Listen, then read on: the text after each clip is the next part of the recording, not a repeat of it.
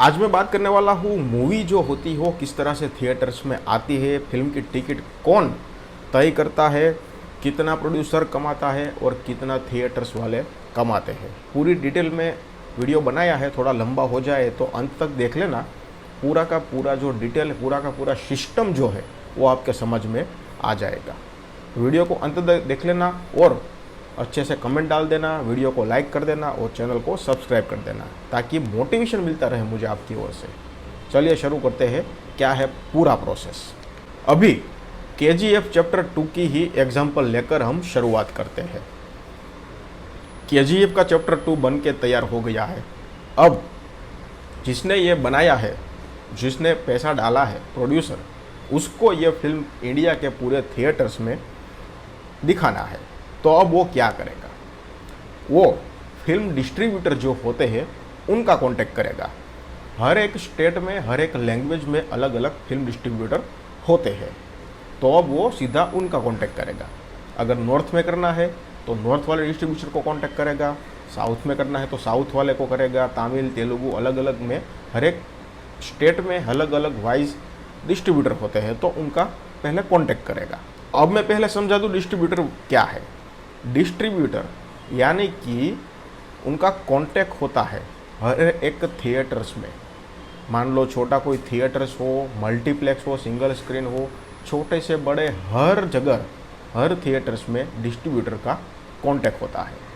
Example के तौर पे माने तो हिंदी लैंग्वेज में हमारे यशराज फिल्म है, एक्सेल एंटरटेनमेंट है, फिर इरोस इंटरनेशनल है, सोनी पिक्चर्स है। तो ये जो डिस्ट्रीब्यूटर है उसका कांटेक्ट होता है हर थिएटर में। अब प्रोड्यूसर ने फिल्म दे दी एक्सेल एंटरटेनमेंट को, यानी कि प्रोड्यूसर ने फिल्म एक्सेल एंटरटेनमेंट यानी को वो डिस्ट्रीब्यूटर को फिल्म दे दी। अब एक्सेल एंटरटेनमेंट यानी कि जो डिस्ट्रीब्यूटर है वो फिल्म को हर एक थिएटर्स में लगाएगा, यानी कि जहाँ जहाँ पर भी KGF चैप्टर 2 का हिंदी लैंग्वेज में चलाना है वहाँ पर ये फिल्म लगाएगा। अब मेन सवाल कि फिल्म थिएटर तक कैसे पहुँचती है। आपको लगता होगा कि फिल्म कोई पेन ड्राइव में आती होगी या फिर थिएटर्स वाले उसको डाउनलोड करते होंगे या फिर सैटेलाइट से आती होगी। तो अभी के हिसाब से ऐसा कुछ नहीं है। अभी के हिसाब से एक फिजिकल फॉर्म में आती है, उसको कहते हैं DCP, डिजिटल सिनेमा पैकेज। एक ब्रीफ केस आता है, उसके अंदर एक हार्ड ड्राइव आती है। अभी इस तरह से ही फिल्म सब थिएटर में जाती है, बॉलीवुड हो, हॉलीवुड हो या फिर कोई भी मूवी हो, कोई भी राज्य से हो, DCP के थ्रू ही थिएटर्स में जाती है। एक हार्ड ड्राइव होती है, उस हार्ड ड्राइव को ऐसा नहीं है कि कंप्यूटर में डाल दिया और फिल्म शुरू हो गई, ऐसा नहीं है। हार्ड ड्राइव आती है, हार्ड ड्राइव ओपन होती है और मैं आपको यहाँ पर ये बता दूँ, जो ब्रीफकेस होती है उसका कलर सिर्फ येलो या ऑरेंज, दो कलर में से एक कलर की ही होती है। अब DCP को एक सर्वर में डाला जाता है जो थिएटर्स के पास होता है। सर्वर में जैसे ही वो डालेंगे KDM रिसीव होगा। KDM यानी कि की डिजिटल मैसेज। हार्ड ड्राइव को सर्वर में डाला, KDM रिसीव हुआ। अब DCP में जो मूवी होती है वो लॉक होती है, तो जैसे ही सर्वर में डालेगा KDM रिसीव होगा, जैसे ही KDM आएगा मूवी अनलॉक हो जाएगी। अब एक और बला है TMS यानी कि थिएटर मैनेजमेंट सिस्टम। एक प्रकार का कंप्यूटर होता है जो मूवी को, मतलब मूवी को ही कंट्रोल करता है। मूवी को आगे ले जाना, पीछे ले जाना, उसका वॉल्यूम कंट्रोल करना, मतलब कि मूवी को कट करना, उसको हम TMS बोलते हैं। तो अब लास्ट में मूवी जाती है प्रोजेक्टर में। प्रोजेक्टर में जाकर मूवी हमें दिखती है पर्दे पर। तो ये पूरा प्रोसेस हो गया मूवी का। तो अब बात करते हैं टिकट की कि भाई थिएटर्स में 100 रुपये, 150 रुपये, 500 रुपये, 600 रुपये, 1000 रुपये के टिकट होते हैं। तो क्या सारे पैसे थिएटर्स को जाते हैं, सारे पैसे प्रोड्यूसर को जाते हैं? किस तरह से वो लोग, किस तरह का पूरा रेशियो होता है वो मैं आपको बताता हूँ। सिंगल स्क्रीन थिएटर्स और मल्टीप्लेक्स दोनों का रेशियो अलग अलग होता है। मूवी लगती है, पहले वीक का रेशियो जो होता है वो कुछ इस प्रकार से होता है, 20 to 30%। यानी कि मान लो 100 रुपये की मूवी टिकट है तो उसमें से 20 रुपये से 30 रुपये थिएटर्स को जाएंगे और 70 रुपये से 80 रुपये डिस्ट्रीब्यूटर के पास से होते हुए प्रोड्यूसर के पास जाएगी। अब वही 100 रुपये टिकट अगर मल्टीप्लेक्स में है तो 30 से 40 रुपये मल्टीप्लेक्स के पास रहेंगे और 60 से 70 रुपये डिस्ट्रीब्यूटर से होके प्रोड्यूसर के पास जाएंगे। अब मान लो ये मूवी दूसरे वीक चली तो पहले वीक का रेशियो अलग होता है, दूसरे वीक का अलग होता है, तीसरे वीक का अलग होता है, चौथे वीक का अलग होता है। दूसरे वीक की बात करें तो दूसरे वीक में 100 रुपये वाले टिकट से 40 से 50 रुपये थिएटर्स को आते हैं और बाकी के 40 से 50 रुपये जो बचते हैं वो डिस्ट्रीब्यूटर से होकर प्रोड्यूसर के पास जाते हैं। तीसरे वीक अगर मूवी चलती है तो 60 से 80 रुपये थिएटर्स के पास रहते हैं और बाकी जो 30 से 40 रुपये बचते हैं वो जाते हैं प्रोड्यूसर के पास डिस्ट्रीब्यूटर से होके। तो ये मैंने आपको 100 रुपये वाला एग्जाम्पल देके बताया। जो मैंने 30 से 40 बोला वो परसेंटेज है। पहले वीक में 30 से 40% थिएटर के पास रहता है, दूसरे वीक में 40 से 50% और तीसरे वीक में 60 से 80% थिएटर के पास रहता है।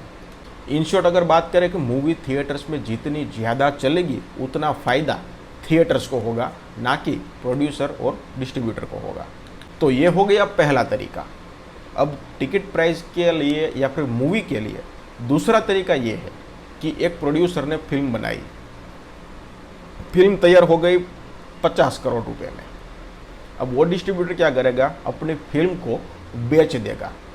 मानो कि 50 करोड़ रुपए में बनी फिल्म उसने किसी डिस्ट्रीब्यूटर को बेच दी 100 करोड़ रुपए में, तो 50 करोड़ रुपए का मुनाफा लेकर जो प्रोड्यूसर है वो मैदान छोड़ के निकल जाएगा। अब डिस्ट्रीब्यूटर फिल्म सीधी पहुंचाएगा थिएटर्स में और जिस तरह का रेशियो मैंने आपको आगे बताया उस तरह का रेशियो तय करके डिस्ट्रीब्यूटर और थिएटर्स दोनों कमाएंगे। अब फिल्म चलती है नहीं चलती है, फिल्म लॉस करती है, वो अब डिस्ट्रीब्यूटर के ऊपर रहेगा। पर 100 करोड़ में फिल्म खरीदी है तो अब उसको प्रॉफिट करने के लिए फिल्म को 200 करोड़ तक पहुंचाना पड़ेगा। अगर नहीं पहुंची तो लॉस है वो डिस्ट्रीब्यूटर का रहेगा। यहाँ पर प्रोड्यूसर अपना 50 करोड़ मुनाफा लेकर निकल गया है। मैं आपको रिसेंटली फिल्म जो RRR आई थी और KGF आई थी दोनों का एग्जाम्पल देता हूँ। KGF का जो प्रोड्यूसर है उसका नाम है विजय किरागुंडर, उसकी कंपनी है होमबेल फिल्म्स। फिल्म जब शुरू होती है तब होमबेल फिल्म ऐसा लिख के आता है, तो यह फिल्म बनाई है उस कंपनी ने। अब हिंदी की बात करूं तो KGF जो फिल्म है उसने प्रोड्यूसर ने क्या किया है कि सभी डिस्ट्रीब्यूटर को फिल्म बेच दी है। अब जितना भी फ़ायदा होगा उससे प्रोड्यूसर से कोई फ़ायदा नहीं होगा, प्रोड्यूसर को कोई फ़ायदा नहीं होगा। फिल्म 1000 करोड़ कमाए, 2000 करोड़ कमाए या 3000 करोड़ कमाए, फिल्म प्रोड्यूसर ने बेच दी है। अब हिंदी में ये फिल्म किसको बेची है, एक्सल एंटरटेनमेंट यानी कि फरहान अख्तर को। एक्सल एंटरटेनमेंट फिल्म जो है वो फरहान अख्तर की कंपनी है, तो फरहान अख्तर को ये फिल्म 90 करोड़ रुपए में बेच दी है। KGF चैप्टर 2 की टोटल बजट की बात करूँ तो 100 करोड़ रुपए है, इसमें से 90 करोड़ रुपए सिर्फ और सिर्फ हिंदी लैंग्वेज से मिले हैं। इसी तरह से तमिल, तेलुगु, कन्नड़ा हर एक लैंग्वेज में अलग अलग डिस्ट्रीब्यूटर को ये फिल्म बेच दी गई है। करीबन 300 से 400 करोड़ रुपए का फ़ायदा हुआ है इस फिल्म के प्रोड्यूसर को, क्योंकि अलग अलग लैंग्वेज के डिस्ट्रीब्यूटर को ये फिल्म बेच दी है। किसी को 40 करोड़ में दिया है, किसी को 50 करोड़ में दिया है, किसी को 80 करोड़ में दिया है। वैसे ही हिंदी में 90 करोड़ में इस फिल्म को बेचा गया है। अब जो RRR रिलीज़ हुई थी उसका सीन कुछ अलग था। फिल्म को प्रोड्यूस किया था DVV दनैया ने और इसकी कंपनी का नाम है DVV एंटरटेनमेंट। इसने फिल्म को बेचा नहीं था, उसने अपनाया था रास्ता वो पहले वाला। फिल्म जो थी उसने जब बन के तैयार हो गई तो उसने डिस्ट्रीब्यूटर को ढूंढा और डिस्ट्रीब्यूटर ने फिल्म थिएटर्स में लगाई।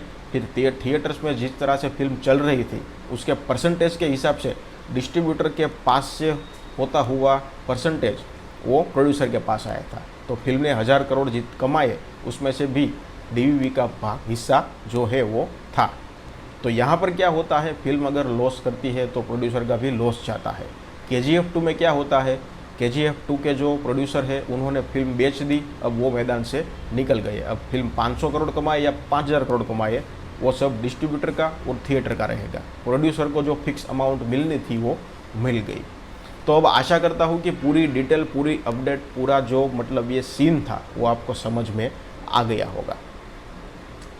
तो वीडियो अच्छा लगा तो वीडियो को लाइक कर दीजिए, और चैनल पर नए हैं तो चैनल को सब्सक्राइब कर दीजिए, ताकि इस तरह की जानकारी मैं आपके लिए लेके आ सकूँ। धन्यवाद।